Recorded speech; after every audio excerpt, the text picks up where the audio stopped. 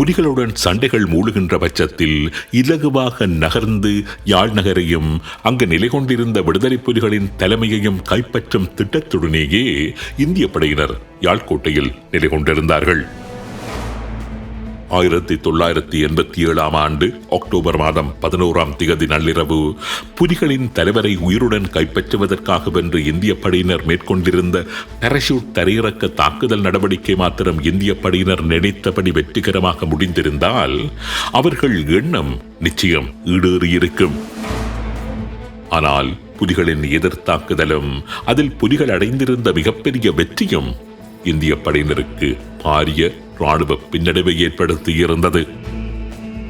அதனைத் தொடர்ந்து இந்திய படையினர் தமது யாழ் முற்றுகையின் 2ஆம் கட்டத்திற்கு செல்வதற்கு முற்பட்ட போதிலும் அதுவும் அவர்கள் நினைத்தவாறு நடக்கவில்லை. யாழ் கோட்டையில் இருந்த நகர்வினை மேற்கொண்டு யாழ் நகரை கைப்பற்றுவதும் அவர்களுக்கு உடனடியாக முடியாது போயிருந்தது.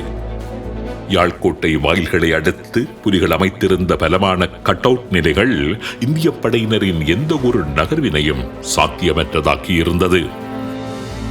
யாழ்கோட்டைக்குள் இருந்த இந்திய படையினர் வெளியே நகர முடியாது தவித்ததானது அவர்கள் ஒரு முற்றுகைக்குள் உள்ளானது போன்ற ஒரு பீதியை அவர்களுக்கு ஏற்படுத்தியிருந்தது. யாழ்கோட்டைக்குள் அடைபட்ட நிலையில் இருந்த இந்திய படையினரை பொறுத்தவரையில் அது போன்ற ஒரு அனுபவம் அவர்களுக்கு முன் எப்போதுமே ஏற்பட்டிருக்கவில்லை. முகாம் ஒன்று பூரண முற்றுகைக்குள்ளாகி அந்த முகாமினுள் அடைபட்டிருந்த அனுபவம் இந்திய படையினரை பொறுத்தவரையில் முன்னெப்போதிலுமே அவர்களுக்கு ஏற்பட்டிருக்கவில்லை. அதுவும் வேறொரு நாட்டில் இவ்வாறு அனாதரவாக விடப்பட்டது போன்றதொரு நிலை இருக்கின்றதே, அது அவர்களை கதிகலங்க வைத்திருந்தது. போதாததற்கு கோட்டையில் தங்கியிருந்த ஸ்ரீலங்கா படையினரும் புலிகள் பற்றியும் தமிழ் மக்கள் பற்றியும் இந்திய படையினரின் பயத்தை அதிகரிப்பது போன்ற கதைகளையும் அவிழ்த்துவிட்டுக் கொண்டிருந்தார்கள். என்ன செய்வது என்று தெரியாமல் தவித்த இந்திய படையினர் யாழ் கோட்டையில் இருந்து ஊற்று காரியத்தை மட்டும் ஒழுங்காக செய்து கொண்டிருந்தார்கள். யாழ் நகரில் உள்ள மக்கள் குடியிருப்புகளை நோக்கி சகட்டு மேனிக்கு எறிகணை தாக்குதல்களை மேற்கொண்டபடி இருந்தார்கள். அங்கிருந்த ஸ்ரீலங்கா படையினரும் அதற்கு உற்சாகம் வழங்கினார்கள். விளைவு, பல தமிழ் மக்கள் உயிரிழந்தார்கள், பலர் காயமடைந்தார்கள். நூற்றுக்கணக்கான வீடுகள், கட்டிடங்கள் சேதமாக்கப்பட்டன.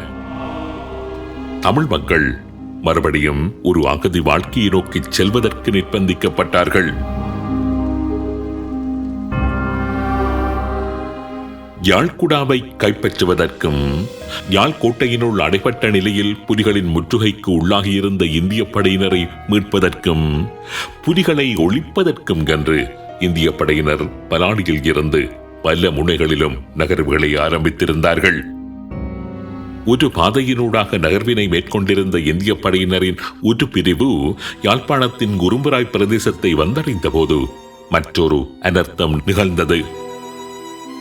பாதையினூடாக நகர்வினை மேற்கொண்டிருந்த இந்திய படையினர் புலிகளின் கன்னிவடி தாக்குதலுக்கு இலக்கானார்கள். அதனைத் தொடர்ந்து அந்த பிரதேசத்தில் படுகொலைகளின் அத்தியாயம் ஒன்று தமிழ் மக்களின் இரத்தத்தினால் எழுதப்பட்டது. கன்னிவடி சம்பவத்தை அடுத்து இந்திய ராணுவத்தினர் கண்களில் பட்டவர்களை எல்லாம் சுட்டுக் கொன்றார்கள். பாலியல் வல்லுறவு சம்பவங்கள் பலவும் அங்கு இடம்பெற்றதாக கூறப்படுகின்றது. அச்சத்தின் காரணமாக வீடுகளை பூட்டிவிட்டு வீட்டினுள்ளேயே மறைந்திருந்தவர்களை கதவுகளை உடைத்துக் கொண்டு உள்ளே சென்ற இந்திய படையினர் சுட்டுக் கொன்றார்கள். உரும்புராய் பிரதேசத்தில் ஒரு 93 வயது மூதாட்டி உட்பட 4 பெண்கள் தங்கியிருந்த ஒரு வீட்டினுள் புகுந்த இந்திய படையினர் அங்கிருந்த 4 பெண்களையும் கொடூரமாக சுட்டுக் கொன்றார்கள். நோய் காரணமாக படுக்கையில் இருந்த மூதாட்டி கட்டிலில் வைத்தே சுட்டுக் கொல்லப்பட்டிருந்தார். மற்றைய இளம் பெண்களின் சடலங்கள் வீட்டின் பின்பகுதியில் இருந்து பின்னர் கண்டெடுக்கப்பட்டன. உரும்புராய் சந்திக்கு வடக்கே 50 யார் தொலைவில் இலங்கை திருச்சபைக்கு எதிரே இருந்த பொன்னம்பலம் என்பவருக்கு சொந்தமான வீடொன்றினுள் அயலில் வசித்த சிலர் அடைக்கலம் தேடிச் சென்றிருந்தார்கள். ஆசிரியரான பஞ்சாட்சரம் என்பவருடைய குடும்பம், வேம்படி மகளிர் கல்லூரி மாணவியான பிரேமா, அவரது தாயாரான திருமதி சின்னத்துரை போன்றவர்களும் அந்த வீட்டில் தஞ்சமடைந்திருந்தார்கள். பொன்னம்பலத்தின் குடும்பத்தினர் மற்றும் அடைக்கலம் தேடி வந்தவர்கள் என்று மொத்தம் 11 பேர் அங்கு தங்கியிருந்தார்கள். அந்த வீட்டை சூழ்ந்து கொண்ட இந்திய படையினர் வீட்டில் தங்கியிருந்த அனைவரும் உடனடியாக வெளியே வர வேண்டும் என்று ஹிந்தியிலும் ஆங்கிலத்திலும் உத்தரவு பிறப்பித்தார்கள். வீட்டை விட்டு வெளியே வராவிட்டால் வீட்டையே கொண்டு வீசி தகர்த்துவிடப் போவதாகவும் எச்சரித்திருந்தார்கள். வேட்டி ஒன்றை கிழித்து வெள்ளைக்கொடி தயார் செய்த பொன்னம்பலம் அந்த கொடியை கையில் ஏந்தியபடி வீட்டை விட்டு வெளியே வந்தார். அவரை தொடர்ந்து வீட்டில் இருந்த மற்றவர்களும் ஒவ்வொருவராக வெளியே வந்தார்கள். ஃபயர் என்றொரு உத்தரவு பிறப்பிக்கப்பட்டதை தொடர்ந்து வீட்டை விட்டு வெளியில் வந்தவர்களை நோக்கி சகட்டு மேனிக்கு துப்பாக்கி வெட்டுகள் தீர்க்கப்பட்டன. திருமதி சின்னத்துரை, பொன்னம்பலம் தவிர மற்றவர்கள் அனைவரும் துப்பாக்கிச் சூட்டுக்கு பலியானார்கள். திருமதி சின்னத்துரையின் கணவர் தனது மனைவியையும் மகள் பிரேமாவையும் பாதுகாப்பாக பொன்னம்பலத்தின் வீட்டிற்கு அனுப்பிவிட்டு உரும்புராய் சந்தையில் இருந்த தனது வீட்டிலேயே தங்கியிருந்தார். கவலைப்பட வேண்டாம், அவர்கள் சண்டை பிடிக்க வந்த இராணுவத்தினர் அல்ல, அவர்கள் அமைதி காக்கும் இராணுவத்தினர். நான் அவர்களுக்கு விளங்கப்படுத்துவேன். இவ்வாறு மனைவியிடம் கூறிவிட்டு வீட்டிலேயே அவர் தங்கிவிட்டிருந்தார். அவரும் இந்திய படையினரால் சுட்டுக் கொல்லப்பட்டிருந்தார்.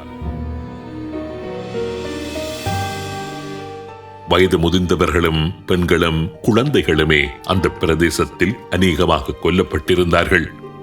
இளைஞர்கள் ஏற்கனவே அந்த பிரதேசத்தை விட்டு வெளியேறியிருந்ததால் இளைஞர்கள் கொல்லப்பட்ட சந்தர்ப்பங்கள் குறைவு என்றுதான் கூற வேண்டும். உரும்பராய் வடக்கில் பல்கலைக்கழக மாணவியான அம்பிகா தனது தாயார், வயதான பாட்டி, மலையகத்தைச் சேர்ந்த பணியாளர் போன்றவர்களுடன் தங்கியிருந்தார். அவர்கள் தங்கியிருந்த வீட்டை நோக்கி இந்திய படையின் யுத்த தாங்கியொன்று மிகுந்த இரைச்சலுடன் நகர்ந்து கொண்டிருந்தது. அந்த தாங்கியின் பின்னே ஆயுதம் தரித்த இந்திய படை ஜவான்கள் அணிவகுத்து வந்து கொண்டிருந்தார்கள். இந்திய படையின் பிரிகேடியர்களான சாமிராம் மற்றும் GS டிலான் போன்றவர்கள் அந்த படைப்பிரிவை தலைமை தாங்கி வழிநடாத்திக் கொண்டிருந்தார்கள். அந்த பிரதேசத்தில் சண்டைகள் ஆரம்பமானதை தொடர்ந்து வீட்டை பூட்டிவிட்டு கட்டில்களின் கீழேயும் மேசைகளின் கீழேயும் மறைந்திருந்த அந்த முதியவர்கள் தங்களது வீட்டை கடந்த யுத்த தாங்கியும் இந்திய படையினரும் சென்று விட்டிருந்ததை இரைச்சலின் மூலமும் பேச்சொலிகள் மூலமும் அறிந்து கொண்டார்கள்.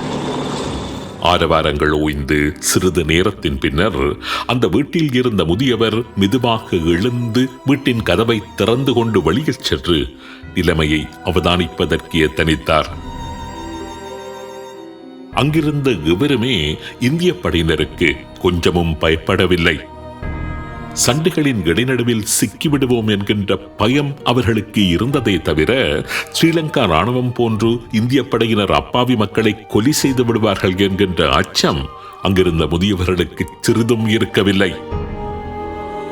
வீட்டின் கதவை திறந்து கொண்டு வெளியில் எட்டி பார்த்த முதியவரை நோக்கி ஒரு துப்பாக்கிச் சின்னம் சீறிக்கொண்டு புறப்பட்டது.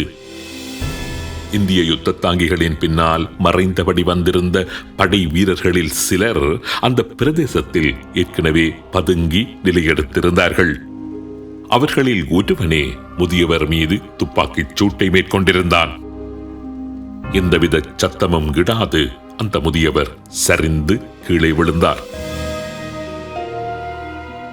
அதனைத் தொடர்ந்து மேலும் சில இந்திய படை வீரர்கள் அந்த வீட்டினுள் நுழைந்தார்கள். அங்கிருந்த அம்பிகாவின் தாயாரையும் பாட்டியையும் சுட்டுக் கொன்றார்கள். முதலாவது வெடிச்சத்தம் கேட்டதுமே நிலைமையை புரிந்து கொண்டு மறைவிடம் ஒன்றினுள் பதுங்கிக் கொண்ட அந்த மலையக பணியால் மட்டும் அந்த சம்பவத்தில் உயிர் தப்பியிருந்தார்.